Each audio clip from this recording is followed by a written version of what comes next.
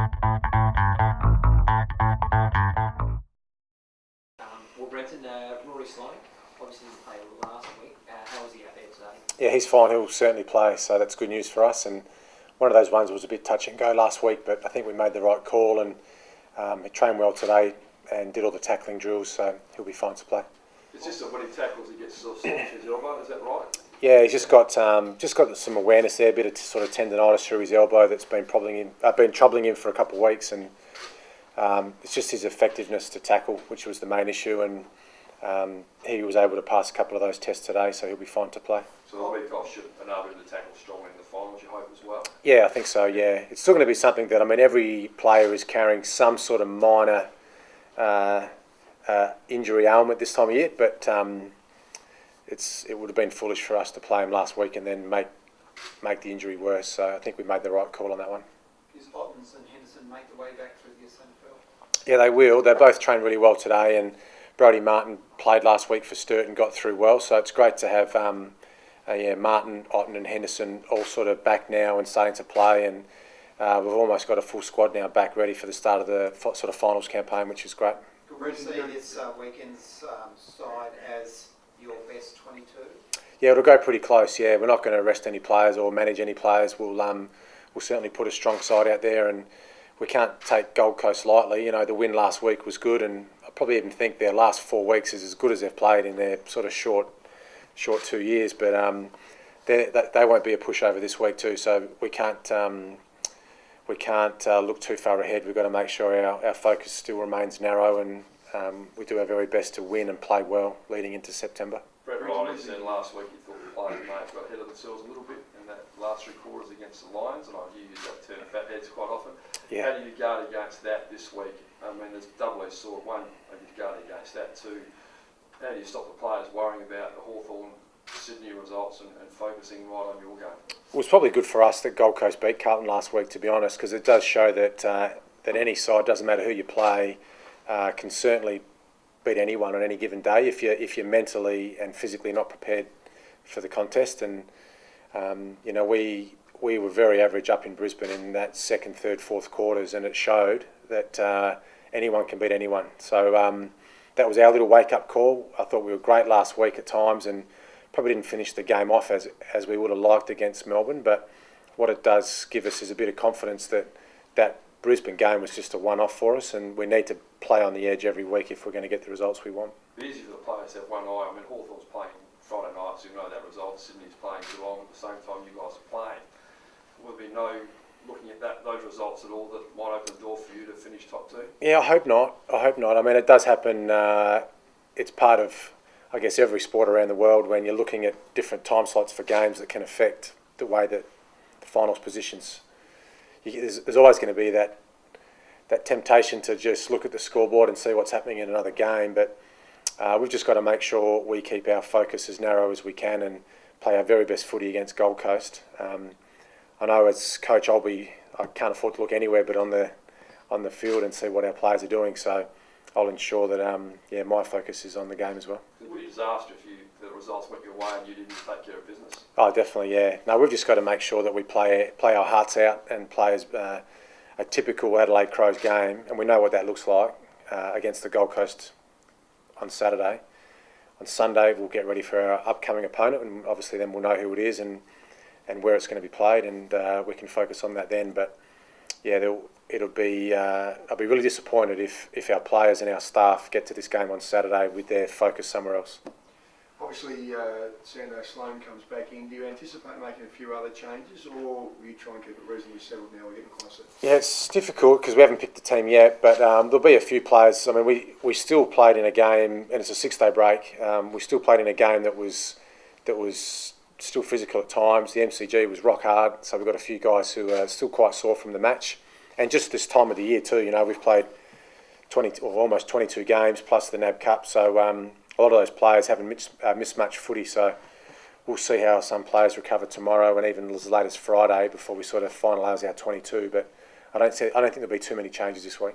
Brendan, there's been some talk today in The Age writing about SNFL and the Western Australian teams having a breakaway competition for their reserve sides next year. What have you made of that, or have you heard much about that? I have heard about it and read about it. It's important for us at some point in our future, whether that's next year or the year after, or at some point we need our own side.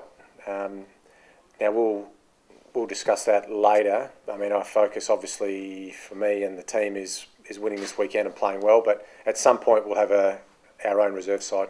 But you're certainly going for it. Something like that is something you would support. Yeah, definitely an option. Yeah, definitely an option for us. We've got to prepare our players and develop our players as best we can, and part of that is having a standalone side somewhere. So yeah, we'll get to that point at some time, but not sure when that's going to be. So, do you have a preference for that side to play in South Australia weekly, or you're not fussed if that side down the track was playing interstate? What's the ideal scenario? Yeah, as long as they play together and we can develop them our way with our coaches. It's not really on my radar today and at this moment, but yeah, at some point we'd love our own standalone side. Sando, Taylor Walker's credit you largely behind his turnaround this year in such good form. How have you approached him as a coach since you came to the club? I try and treat every player to what their personality is. So no player I treat exactly the same. You sort of have to adapt a little bit to get the most out of each individual. So Taylor's quite unique in his personality, which is hopefully that's not saying something about him, but he is pretty special. Like he's a great young talent, and he does see the world a bit different to the rest of us, some of us. But when you connect with him, yeah, he's a great kid, and he's got so much improvement left in him as well, which is quite scary. But we've seen the best of him this year, but I think we'll see an even better player down the track. Is he almost one of those real old-fashioned type full forward? Yeah, he's got a bit of everything in him. I mean, Mark Bickley's the one that does have the most, I guess, contact with him on a weekly basis, but he enjoys playing with those guys that he does. I mean, in the forward line as well. So he's got a good relationship with Porplesia and Tippett and Callanan, Petrenko, Bernie Vince. So those guys sort of feed off each other a little bit, and it's a bit like where I came from at Geelong, where those defenders played together for almost 10 years, and they just started to develop a really good relationship and chemistry amongst each other. So I think Taylor just knows where he fits in that group at the moment, and he's getting good supply from the midfielders as well. We're getting more inside 50s this year. We're scoring a lot more, so we're getting the ball in his hands more, which is important for him as well. So to say about his hands, how would you describe his overhead marking? Well, 16 marks last week, and he's taking a lot more contested marks this year as well. But he just gets in a position where even if the ball does hit the ground, his follow-up work's been exceptional. So just trying to keep his feet on the ground, though. That's part of his personality as well. The boys towed his car away yesterday because he always parks in an illegal car spot here at the stadium, so they organised for him to have his car towed away while we were training, which was very funny. So those sort of things are all make up the world of Tex. Are you happy with how you've seen him improve? Obviously, he seems to be hitting his peak at the right time. Yeah, I mean, it's great when your key forwards take 27 marks between them, 2 weeks before September. It just shows that if we get good delivery to them, and if we get the ball to those boys one-on-one, we're going to be really hard to beat. But the great thing is when they don't mark it, Callanan's in form, Vince, Petrenko, Wright, Porplesia back in the side was great for us last week as well. So I've also loved Richie Douglas's year this year as well. He's one that's really sort of flown under the radar a little bit because all the press has been about Dangerfield, Thompson, Sloan. But yeah, Richie Douglas is another really important player to us as well. Your forward line, your scoring's gone from 15th last year to second this year, only behind Hawthorn. What do you attribute that to? I think we've kicked almost 600 points more than at the same time last year. So that's 100 goals more, which is fantastic. I mean, part of that, as I said, is the work that Mark Bickley's done with our attack, but also to our forwards. But we're just getting more opportunities to get the ball inside our forward 50. So the key though is the balance. You can't be all offensive and no defence. So it's important that for us we have that steady balance every game we play. A lot of our great attack comes on the back of really good defence. So that's one area that we focus on as much as our attack is how we're defending. There's been a major change in game plan, which has been well documented though. You want to get the ball in as quickly as you can. Yeah. Your forwards give them a chance of going one out if possible. Yeah, as much as we can, we try and take the ball forward, and that's no secret. You know, we're not giving away any secrets there, but we don't sort of, you know, we've got a very low possession count, so we don't over-possess the ball, if that makes sense. But yeah, we've got a strength there forward with Walker, Tippett, Paul Pleasure, so why not get it in there? You know, so if we can get the ball quickly to them, isolated one-on-ones, we think we can score. And Daniel Tardy said a few weeks ago you thought he should win the Rising Star. You haven't changed your mind at all? No, I think he wins it. Yeah, I mean, there's been some great young kids who have debuted this year, but also too some second and third year guys who have really come on, not just at our club but across the competition. So there's a pretty good field. I mean, there's some young kids who've had some great seasons, but I just think he just plays on the opposition's best forward every week, and I don't think he's been beaten too often this year. You know, if at all. So loved his season. Hope he finishes it off this week, and won't get any easier for him in September. You know, there's some good key forwards waiting for him in September. So couldn't be more impressed with his season. What's the issues you need to iron out this week? We've still got lots of things that we need to focus on, and we still had a good review on Monday about some areas that we need to improve on.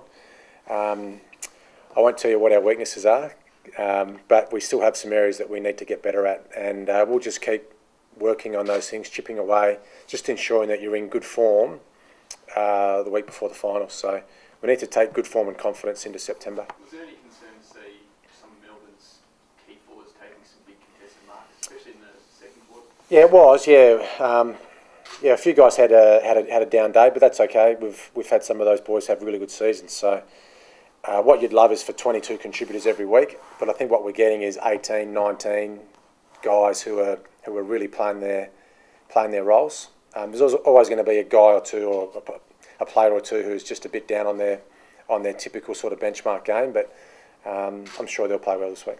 How important is it going to be looking ahead, you know, into the finals for the midfielders and even the attackers to help out the defenders?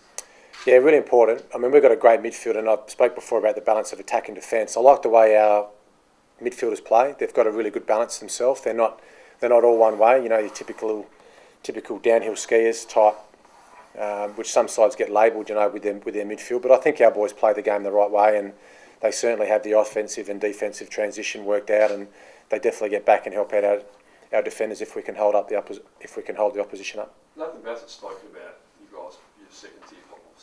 Like guys are playing regularly, perhaps playing a trial game against Norwood before the finals. What's your thoughts on that? We are planning for that. Whether it does occur, I mean, we hope it does. It's a great opportunity for us to get our boys who aren't playing in the AFL side together in a game, and it, you know, obviously be against Norwood. Depends a bit on this week though, what happens this week with injuries and form and how we look. But yeah, there is a chance that we might play a sort of a one-off trial game for our second tier players. When would you play that? I'm not sure. I'm not running that or controlling that, but it's probably a question more for Phil Harper. And the benefit, obviously, to give another run under the belt to those players. Yeah, you mentioned the guys who are coming back, Henderson, Martin, Otten. If a few of those guys aren't playing in SANFL finals, then it's another chance for them to get a game under their belt to come in and play for us. How are you feeling as a first-year coach? Obviously, you've got the club flying high, 17-5 possible win-loss record. How do you feel about that? I feel great, yeah. I mean, this time of year, it's obviously adrenaline. Every player, every coach is exhausted, but we survive on adrenaline. We all love September. The opportunity to play in September is something that at the first day of pre-season you dream about. So for us, you know, hopefully we finish in the top two. Top four is going to be a great result for us. So, and obviously when we started pre-season in October, we certainly would have taken that. So we've put ourselves in a great position. It's going to be a great month, and yeah, hopefully we go really deep. Did you imagine that, or beyond your wildest dreams? You certainly dream about it, yeah, and you do plan for it. A lot of things have to go right, and a lot of things have to go your way. But I'm very fortunate because I've got a great team around me, and that's the assistant coaches and that's management. It's you know, I'm the one sitting here today, but it's certainly a group of great support that I've got around me. You still getting sleepless nights thinking about it? I do, yeah. It's hard to sleep as a coach. You get to sleep okay, but you wake up pretty early with the mind sort of rattling. But I don't think about too much else than footy at the moment, which is how it should be. I'm sure our players are the same. And what's the biggest surprise you've found from The biggest surprise probably is I don't get to see as much football as I would like, and that's a crazy thing to say, but the assistant coaches do a lot of the grunt work, if that makes sense. So they do a lot of the preparation and watching as many games as they can, you know, behind the goals and broadcast vision, and they sort of package it all up for me, which is nice. But there's a lot more management sort of roles involved for me now, where you know, managing departments and, you know, board meetings, those sort of things, which you never really prepare for, but they certainly take up a fair amount of your time. You said at the start you want your team to play typical Crows football this week. How would you describe that again? Oh, I think you've seen it this year. You know, we're hard around the contest. We win contested ball, we win clearances, and we get the ball into our forward line quickly. But the most important thing for me is that we come here today like it is. We come here on the weekend like it is a final. Like we get to business, we get on with the job, and we make sure that we play a way that stands up in finals. That there's no Hollywood, there's no showing off. We just play a really hard, aggressive style that we've played for the majority of this season. So when you talk about going deep in the finals, how important is it the draw in the finals and who you match up against compared to, say, who you've played well against this year and maybe avoiding move on to the right form side? Yeah, it's a good question, but to be honest, every game is hard in September, and it's a new season. Those 4 weeks are just red hot, and we love it, and it shouldn't be any other way. But every time you pull on the jumper and play a final, it's red hot. So it doesn't matter if you're playing the top-ranked team or the 8th-ranked team. You know you're going to be in for a fight. So it shouldn't be any other way, and we're certainly preparing our boys for those sort of contests. Your scouting, have you found though that you may match up on certain teams better than others? Yeah, maybe. We've played well against some sides this year, and others have given us a bit of grief. But we're certainly preparing to play well against any opponent. So most of that's about how we play, but you do make slight adjustments for a different opposition. So, you know, Hawthorn play very differently to how Sydney play. So our attack and our defence varies on those two sides. But yeah, we won't look too far ahead. We have got some people doing that, looking a little bit further ahead, but our focus this week is playing well against the Gold Coast. Brenton, given how good your injury run has been, Steve is short going, how big a concern is that, and are you searching far and wide to replace him? Yeah, it's a loss for us because, I mean, Schwerty's been in that role for 12 or 13 years and done a great job, and, you know, he's an Adelaide person, and like you mentioned, we've had a really good year this year through good management, bit of good luck, but he'll be a hard guy to replace. So once again, that's not really my role at the moment, but there are some people behind the scenes working pretty hard to ensure we get the best person here. What do you think of the skinny Brenton Sanderson on the back page of the Times today? Yeah, I don't know who that was. That wasn't me though, but it was good Photoshop, whoever did it. But yeah, that was 21 years ago. Yeah, yeah, I hope so. Beautiful. Thanks, guys.